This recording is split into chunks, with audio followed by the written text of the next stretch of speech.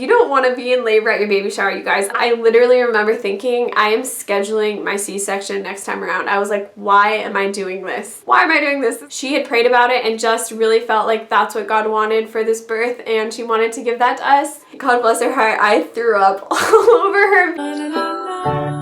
Hey guys, welcome back to my channel. So if you've been here for a while, you know that I'm now 21 weeks pregnant with our second child, but I have a very sweet, special little girl, but I have not shared her birth story on YouTube because I think I started my channel when she was about 6 or 7 months old, and it just didn't occur to me to do her birth story. So I just really wanted to share that with you guys. A lot of you guys are really interested in the story, and I think it is an awesome birth story. I'm kind of biased. It definitely was a positive experience, and I have a lot of tips for you, especially if you're looking to do a natural labor. I am so excited to share with you the story because it's kind of crazy. There are lots of kind of quirky elements, and the main thing that is crazy is that our plans totally changed last minute, and it was definitely for the better. So I'm gonna go ahead and share with you kind of how we had planned out to do everything and how things actually happened, and the crazy blessing that God gave us during the birth, besides our daughter, because she was definitely a blessing as well. I think this might be a little bit of a longer video, so let me share with you a little bit about our plan and then the birth story. Just to kind of set the stage, my daughter's 21 months. She is a little toddler, and she was born August 31st, 2015. So that is when this all took place. So get a drink and get comfortable, or do the dishes or fold some laundry, and I'm going to share with you this story. So this was my first birth, and this is kind of important to how the story all played out. So I'm going to share it. But my mom, I have one older sister,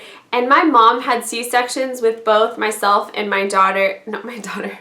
My mom had C-sections with both myself and my sister. Neither of her pregnancies were able to progress, and she just was not able to deliver naturally. I think her waters broke early, and that was something that kind of initiated the C-section happening. But being a pregnant mom, that really discouraged me, because I thought, is it even possible for me to have a vaginal birth, let alone an unmedicated vaginal birth? You know, it just seems so far out there. And to make things more difficult in my mind is my sister. At the time, she had her daughter 7 months before I actually delivered. That was her first daughter, and she ended up having to have a C-section as well, which I know is so common these days. And it was for different reasons, but I just had all these thoughts in my mind and really was so scared that I would not be able to have this vaginal birth. And that's kind of the thought process I had for a long time until I started feeding myself with different information. And based on the different things that I was learning and the articles I was reading and the books that I was reading, there's a really high C-section rate at our main hospital in town. I think it's over 60%, which I think is higher than the national average for sure. So I was just really nervous about going to the hospital and being able to have a vaginal birth on top of the doubts that I already had. And I even had my OB tell me that it might be hard for me because I'm really small. I have really narrow hips. Like, I do not have like big wide childbearing hips. I'm just a smaller person. And having her say that, even though it was just like, it wasn't a big topic or concern for her, just having her say that really discouraged me as well. So my intention initially was to look into giving birth at a birth center with a midwife or home birth, just those more alternative options, because I figured if I'm in the situation where there is the least intervention possible, I have the best chance for my body to progress as it wants to progress and do things in its own time, and that would give me the best shot at having that natural vaginal, I don't want to keep saying the word vaginal birth experience. We looked into the different birth centers in our specific town that we're living in, and our insurance did not cover that at all. And we're in California, and with Cover California and all these different insurance things going on, we were paying so much for insurance. And being a young couple, the thought of trying to save upwards of $6,000 for a birth when we're already spending an arm and a leg on insurance, it was just not going to be possible for us. So that was in our immediate town, but about 30 minutes away in another town, there was this midwife. And we have some really close friends who have had lots of births with this midwife. She's been in practice for a really long time. So we just thought, okay, we're gonna go there in person and meet with her and talk to her about our options and just see if our insurance covers anything there. Because our insurance would have really good coverage for a hospital birth, but not a birth center birth. And that's just how a lot of insurances are here in California. So we went to meet with this midwife, and in the appointment, the woman who worked at the office as well, who was in training to be a midwife and currently a doula, was there as well. And long story short, we found out that we still could not afford to have a birth there. That birth center would not have covered our insurance either, but they did propose that if I hired her as a doula, which would be a lot cheaper and more practical for us than to have the whole birth there, she would be there with me to support me in labor at the birth center, and I could use their tub and their room and whatever I wanted there, and then just make, literally it was probably a 2-minute drive over to the hospital and deliver the baby there when I was a lot closer to the delivery, because some labors, especially your first ones, can be a really long time.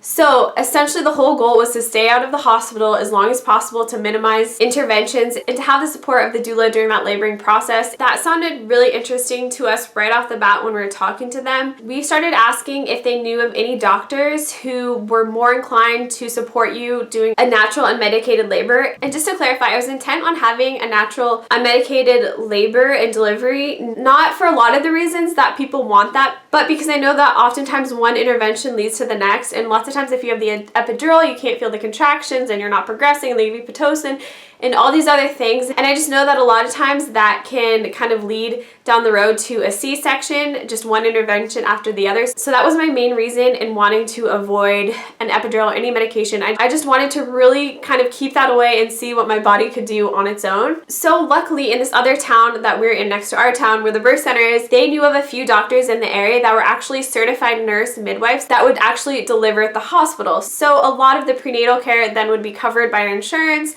as well as the hospital birth, which can be really expensive. I mean, even around $20,000. And then if you get a C-section, it can easily be over $30,000. It's such an expensive route compared to the birth center, but with insurance, it'd actually be a lot more affordable for us than to do the birth center route out of pocket. So I started seeing this doctor who is a certified nurse midwife who delivers at the hospital and is more inclined to support you doing a natural birth. She's definitely more inclined and open to those natural options. So I felt pretty good about that. I wasn't crazy about her, but she was cool and I felt good about her, and with the support of my doula, I felt really good no matter kind of what happened. So I had a lot of assurance in the whole idea of laboring at the birth center and going to the hospital. I just felt really good about that. So that was our plan. So that kind of sets the stage for what actually happens during my labor. I had a very normal pregnancy, no complications. Everything fortunately looked really good throughout my pregnancy. I will say though, my pregnancy was not easy. Though I did not have complications, towards the end, I was simply in so much pain. I could barely walk. My hip hurt so bad, my back hurt so badly, and I was just miserable. I was not, I wasn't feeling cute and pregnant anymore at that point. And I wasn't even that big. I'll try and insert a picture. But even at my biggest, again, I'm 5'2". I'm just a smaller person, but I was not that big. My doctor said I was carrying the baby really deep inside. Like I never really came out that much, which I think is why I was so uncomfortable. Okay, so this is where it gets interesting.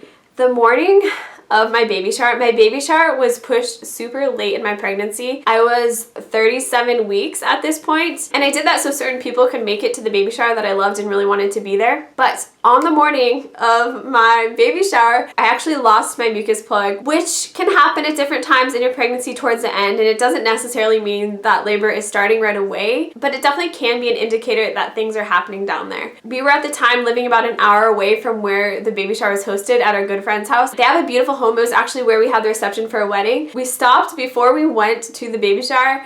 We stopped to get something from Craigslist. It was a Moby wrap, and I just remember I was having contractions that whole time, and I remember walking over to meet the person from where Alex parked the car to get the Moby wrap, and I was just like, oh, I was having contractions, and I was just like, what is going on? Because at that point I was 37 weeks, so it was still a little bit early, right? On the way to the baby shower, having contractions in the car, I was texting my doula and just letting her know what was going on so that she could be aware, and she was like, oh, that's great, we'll see how things go, because women's bodies can do so many different things, and if you've listened to other birth stories, things will be going one way and then they'll go the other way, and you just never really know what is gonna happen. So she's like, that's great, you're gonna be entertained and busy, and that's perfect when you are in labor. So I was like, okay, cool. So we get that and we go to my baby shower, and it's obviously people I love and people I'm really comfortable with, but you don't want to be in labor at your baby shower, you guys. I was actually having contractions at my baby shower, and I just felt miserable, and I just remember having such a hard time to kind of be like cheery and grateful for things, you know how you want to feel at your baby shower and how you naturally feel when you're having something to celebrate you. If you've never had contractions or gone through labor before, it's almost like you have diarrhea, or I don't know, just like there's cramping in your stomach. My point is you don't want to be around people when you're feeling that discomfort. Like it's just cramping in your stomach, and there's just all these people that I'm trying to interact with and being polite with, but at the same time, I kind of am curious about what's going on with my body, right? Because this is all new to me. So the baby shower was good. I mean, it was fun to see everyone and it was a fun time, but I just did not feel fully present or fully there to enjoy or engage with everyone. But it went well. And before we made the hour drive back home, we stopped at one of my favorite restaurants and we got some food, but I wasn't even really interested in it. I was trying to tell my husband that something I really thought was going on. So we went to that restaurant, ate some, and then on the drive back, I was texting her, letting her know I was still having them. And she just let me know, you know, if they get closer, start timing them. And I was timing them a little bit in the car, and they're about 7 minutes apart in the car on the way back home. But by the time I got back home, things had kind of slowed down a little bit and I was able to sleep that night. But the next morning, they started picking up again and they just continued to increase with intensity. And at this point, I kind of wanted to stay at home until I was further along, kind of like you would do with a hospital birth, but instead of going to the hospital, I would go to the birth center and meet my doula there, and she would check everything out and see how I was doing. So I was really just trying to distract myself. This was the day after my baby shower. We did not have everything for a baby, and we had the crib set up and we had a rock and play, which we were going to use for the newborn. But there's so many little things that I feel like you just wait till the end to do it. At least that was our case. And we had recently moved about 2 months before this all happened. So we just didn't have all the little last minute things together. So while I was in labor at home and having contractions, I placed a last minute order on Amazon and got all of those little extra things that we needed and did not have. And I remember telling my husband, babe, I really think this is gonna keep going and we're gonna have a baby sometime soon. I think it was really hard for him to wrap his head around. So while I was at home, I was just kind of anxiously moving about the house, trying to stay occupied and busy. And what felt the best for me was being in the bathtub with the warm water on my stomach. That felt really good. So my contractions continued to progress pretty well throughout the day. I was drinking red raspberry leaf tea as well, and I did that the last few weeks before this all happened. So before 37 weeks, maybe around 34 weeks, 35 weeks, I started drinking red raspberry leaf tea, and I swear that helped so much. You'll hear how the rest of my labor progressed, but I really think that helps my labor progress well because red raspberry leaf tea is supposed to help tone your uterus, and my uterus just felt very effective. Let's put it that way. It's not like my body went in and out of things a lot. Like when I was in labor, it just kept going and going and going until my daughter was here. Another tip for you, if you are trying for a natural labor, have sex if you can while you're in labor. I know that sounds so crazy and not romantic at all, but in sperm there's actually these things called prostaglandins, which helps to soften your cervix, which is what you want to happen if you're gonna push a baby out. So if you can manage and do it quickly, try and have sex so some of those prostaglandins can go and soften your cervix. There's actually something that they use in hospitals and more traditional settings called Cervidil that has prostaglandins in it, and it's kind of a synthetic version of that. So I texted my doula to make sure that was okay, and she said, if you can, go for it. So it was not the most comfortable thing, but we managed to pull it off when my contractions were about 5 minutes apart. And scientifically, if you can do it, it's gonna help progress your labor. And also, you're not supposed to have sex for at least 6 weeks after you have a baby, so you might as well get one more time in there before your body has to take that break and heal. So we did that, and let me look at my notes. I have to see where we're at because when you are hurting and having contractions, things get blurry and they're hard to remember. So I'm gonna look at my notes. So I labored at home until my contractions were 4.5 minutes apart. We were living about 20 minutes from the birth center at that point. So we drove on over. I was feeling pretty peaceful in the car. I just remember feeling God's presence and I felt peaceful and I wasn't really freaking out. I was just kind of like, I could not believe it was happening. It just kind of snuck up on us a little bit early. So we were just like, is this really happening right now? You know, I feel like when you get close to your due date, you kind of have more time to mentally prepare for it all. But being almost 3 weeks early, it just took me off guard a little bit. What are we doing? We're going to have a baby. Wifey's going to have our baby. Mommy's having lots of contractions and lots of fun. Oh yeah? Yeah. Are you too? I am too. Baby, happy coming soon. First little baby. We will see. How's mom doing? Mom's doing great. She's a champion. How long has this been going on for? She's really good at grunting. So when we got to the birth center, this was on a Sunday after my baby shower on the Saturday, and it was 7 o'clock when we got to the birth center. She checked my cervix and I was 3 to 4 centimeters dilated, which I was really happy about because the earlier stages of becoming dilated tend to take a little bit longer, I have heard.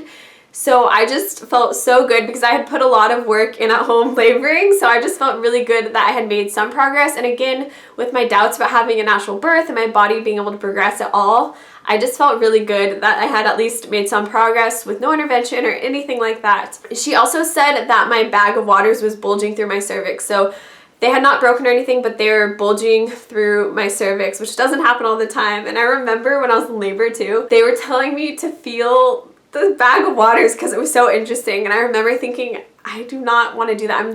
I know some people are like that, but I was like, that was the last thing I wanted to do at that moment. I was just in pain, and they just thought it was so cool because normally that doesn't happen, and I'm just like, no, thank you. Okay, so to step back from everything, at this point in my pregnancy, I'm 37 weeks and 2 days pregnant. So things are not too early to where they'd be considered premature, but they are a bit early. And it just so happens that my doctor who is supposed to deliver the baby at the hospital is out of town, which that happens, and I don't know, just one of those things that can happen, right? So it was unfortunate, but my hope was in God to give me the birth that I wanted, and to I just really trusted that things would go well, and I just put my hope in Him. Just to step back for a sec, previously when I was in labor a day or two earlier, I had told my midwife that my doctor was out of town at least for a few more days, so she knew that my doctor was out of town, and she was bummed about that because it was someone that she'd recommended, and she's such a sweet person. She really wanted the best experience for me. So we get to the birth center, she checks me, she finds that I'm far along, so she's like, okay, well, let's call the hospital and see who the delivering doctor is on call right then, or whoever is there at the hospital, because she had done different births there, so she knew a lot about a lot of the different doctors and nurses who work at the hospital. So we called, and when she found out who it was, she was kind of just like, he's not the best, and she just knows who is easier to work with and whatnot. So I was kind of confused at that point, like, why would you say that? You know, I'm in labor and this is what's gonna happen, so why would you make us feel less hopeful about the inevitable, you know what I mean? She's like, well, why don't we try calling this hospital down the road and see who's on call there? And we did that, and it was just kind of the same sort of thing. Meanwhile, my labor is still progressing. I'm already 4 centimeters dilated now, and I'm kind of just roaming around the birth center having contractions. My husband's probably like, oh my gosh, I cannot believe this is happening. And then my midwife is like, well, do you want to have the labor here at the birth center? And I was just like, I was so confused. I was like, that's what we wanted to do initially, right? But we couldn't afford it. I just didn't know what to say because we could not afford to pay for a birth at the birth center at that time. And she was like, well, I talked to the midwife who works at the birth center. It is her birth center.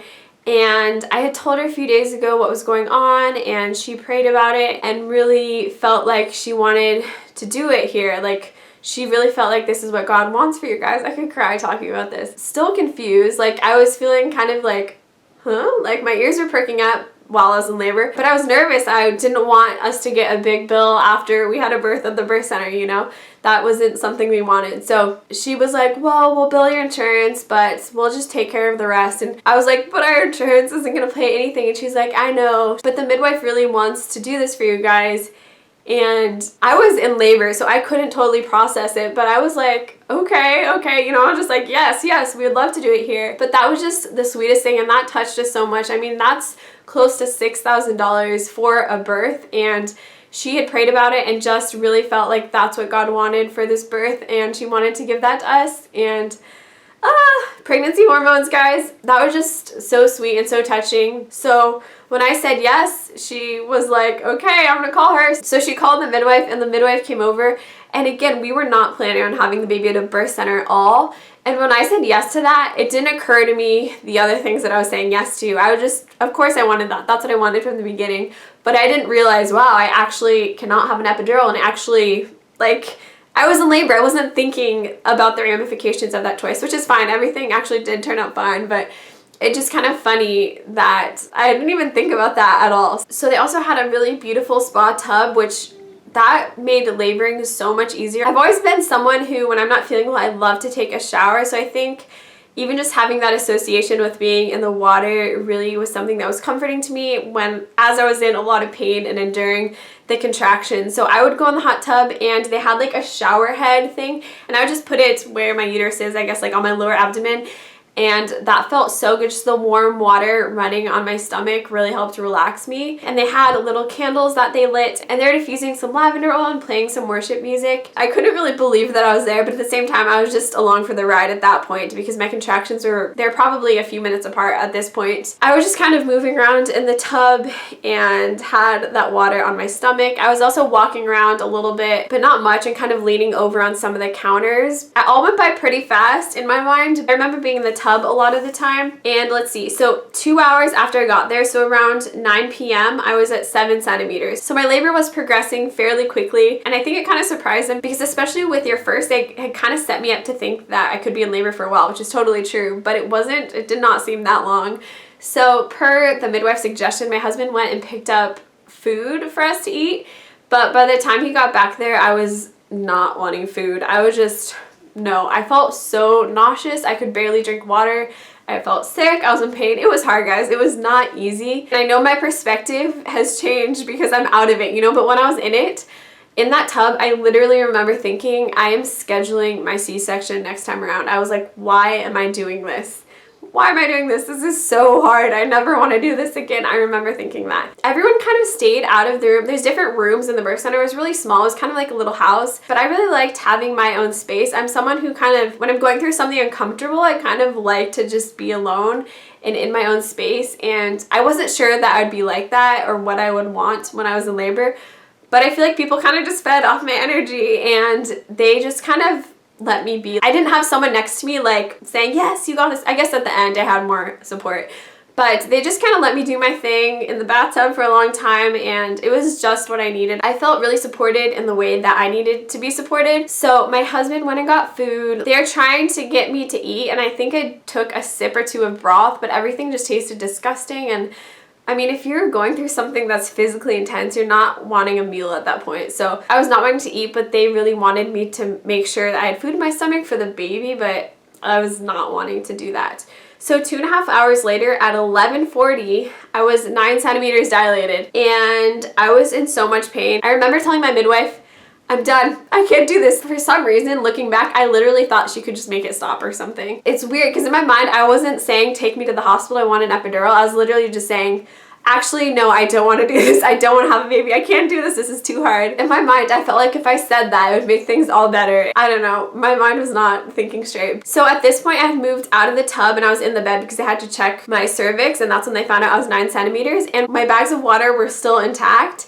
And I think that was creating so much pressure. I really thought I had to poo. I've heard a lot of people say that when you push like you're pushing out of poo, because it's kind of in the same area. So, but I was so convinced I actually had to go to the bathroom, and I don't know. I remember, I think it was probably just the pressure of the water and the baby. So they offered to break my waters. They didn't have to, but they offered to, and I was kind of nervous about it.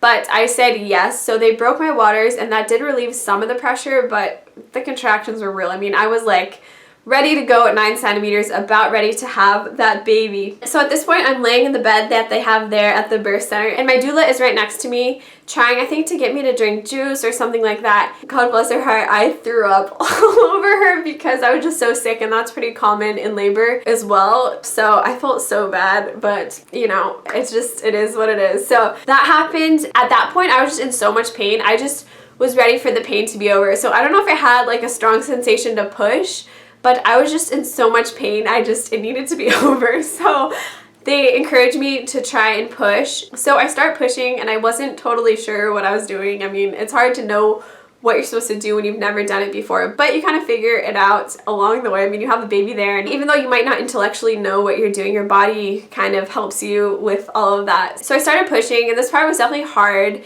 but it felt like I was making some progress, and it did feel good to push. People talk about how pushing is almost easier than enduring the contractions because you're actually allowing your body to do something about it, as opposed to just like enduring those contractions. You're actually getting some sense of relief through actually pushing. So at this point, they were monitoring the baby's heartbeat, and I remember they could see the head. So things were going well. And then I remember her saying, she sounded kind of panicky and was like, okay, you got to get this baby out. The heart rate is kind of dropping, which is actually pretty normal, I think, when they're in the birth canal. But being at a birth center, I feel like you really want things to go well because there's less access to things right there. But hearing her say that, I was just like, oh my God, I'm going to give everything I have to get this baby out because I do not want anything to happen to this baby. So that panic mode kind of helped me just go, and I was only pushing for 10 or 15 minutes. So I think after she said that, it took me 2 pushes and I pushed her out. And for me, that part of birthing her wasn't as painful as those prior contractions. So in total, I was probably pushing for about 15 minutes, and she was born at 12:01 a.m. So it was literally the first minute of the next day. It was on Monday, and it was August 31st at 12:01 a.m. And she was 5 pounds 15 ounces, which is small, but I was only 37 weeks 3 days along in my pregnancy, so her size made a lot of sense. She was 18.5 inches, so she was itty bitty, and she had like black hair. My husband has dark hair, and she was like a little fuzzy monkey because she still had a lot of the hair on her back and arms, and she had it for a while, and it was just, I called her my little monkey. She was just the sweetest thing. I remember her just looking up at me, and they put her on my chest. And so something that really sucks that happened after that though is that I lost a lot of blood right after I gave birth. So they gave me Cytotec and Pitocin, I believe, to cause my uterus to contract to stop the bleeding. And you guys, I did not have any sort of pain medication in my system. And I feel like after you give birth, all the adrenaline kind of wears off. So I was having the absolute worst contractions after I gave birth because of that medication to prevent further bleeding, so I didn't hemorrhage or anything. And that was really hard for me. Those moments after labor, I was just in so much pain. I couldn't look at her because I was shaking and I was just like contracting so much, and it was so miserable. It was so miserable, but I'm so glad everything was okay. I mean, it would have sucked to have to go to the hospital or anything like that, and they did what they needed to do, so everything was okay in regards to the bleeding after that. It did take me a little while to deliver the placenta, and once I did, the contractions kind of subsided, and that little girl, I can't believe I get to do this again so soon. Oh, I'm excited. It makes me excited to have our little baby on my chest, you guys. But once I could finally like breathe and I wasn't just in so much excruciating pain, I just started looking at her and just seeing who she was, the little one inside of me. Yeah, I just remember her like little brown eyes looking up at me, and she would kind of turn her head around to hear my husband. They're so precious and itty bitty right when they're born, especially that early. But yeah, so they checked her out and everything checked out perfectly. She looked really good, especially for being here a little bit early. Her breathing and everything was good. Oh, and I remember, so then I was gonna try and nurse her because I wanted to breastfeed, and I was literally like, what do I do? I do not know what to do. I did not know what to do at all, you guys. I took a class and stuff, but I just still, it's like different when you have a baby in your arms, and it's like, what do I just put them on my boob, you know? She was so little and her little mouth was so little, but she did latch on and nurse a little bit, and I was very intentional about putting her on my breast a lot to try and get her to nurse. I forgot to say that I did need a few stitches down there, which they performed. That was like freaky to me because I was like so lucid at that point, and I'm just like laying there watching them like stitch me, and I'm just like, they did numb stuff down there, but just that freaked me out so much. I didn't have crazy damage down there. I think I needed 2 stitches in one place and 1 stitch in another place. Things in that regard were actually pretty good. Overall, I was just really impressed and so surprised that I was actually able to have the natural labor that I wanted. And that night, she slept right in between my husband and I at the birth center, but it was just so special. And at that point, I was like starving too. My husband got these super delicious mashed sweet potatoes from this restaurant that were like super sugary and buttery.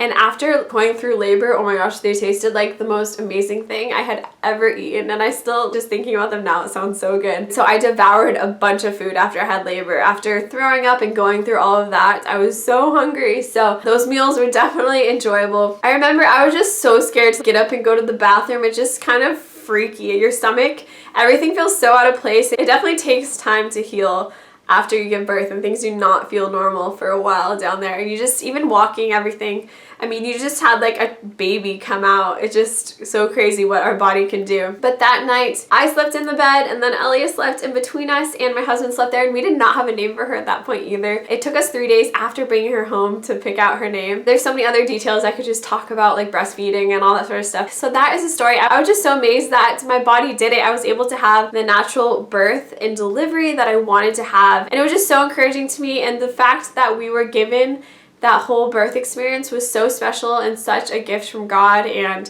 that still touches me to this day. I just felt so loved by the Lord that He would provide that in that way, and we could have never imagined that, and everything worked out so well. Yes, it was difficult, it was labor, but it was just such a gift, and everything progressed throughout my labor really smoothly. And even though it was hard, it just really makes me look forward to this next experience. And this time we're actually paying our midwife, and we're going to be doing it there at that same birth center where we had Elia, and that is just a few months away, and I'm really excited for that. I really want to make a video and share with you guys how to have an unmedicated natural birth, because I think that could hopefully help some of you guys out there. Anyways, that is the birth story of my daughter, Elia Noelle, and I'm so glad she is here. It's so crazy to see who that little baby that you don't even quite know yet, right when they're born, who they become. And it's just been the greatest joy watching her grow and getting to know her as she's grown. So anyways, guys, I hope that you enjoyed this birth story. If you watched to the end, you're honestly awesome. You should let me know down in the comments that you watched till the end, because I will be super impressed, because this was long. This was definitely the longest video I've ever made. If you're new to my channel, I'd love to have you subscribe. I make a lot of encouraging, motivating videos about motherhood, God, natural and healthy living, and all sorts of things like that. My goal on here is really to encourage you guys and help you guys in any way that I possibly can. I love you guys all so much. Have a beautiful day, because you're absolutely worth it, and I'll see you guys in my next video. Bye!